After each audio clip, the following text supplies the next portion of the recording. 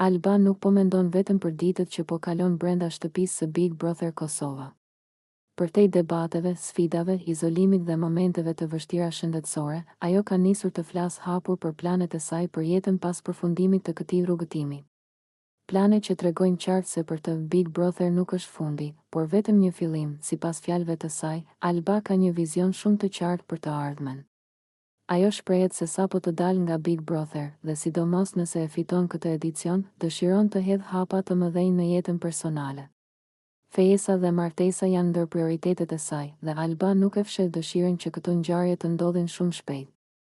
Për të, familja dhe stabiliteti emocional janë baza e çdo suksesi tjetër, por ajo që e bën rrëfimin e Albës edhe më të fortë dhe më domethënës është fakti se planet e saj nuk ndalen vetëm te jeta personale. Alba ka deklaruar se një nga qëllimet e saj më të mëdha është krijimi i një organizate jo qeveritare, UJF, që do të merret drejt për drejt me luftën kundër dhunës ndaj grave. Një kauz që nuk vjen rastësisht, por si rezultat i përvojave, vëzhgimeve dhe ndjeshmërisë që ajo ka treguar gjatë gjithë qëndrimit të saj në shtëpi, gjatë Big Brotherit, Alba është përballur me situata të vështira, me izolim, me sulme verbale dhe me momente ku njerëzia është vënë në pikpyetje.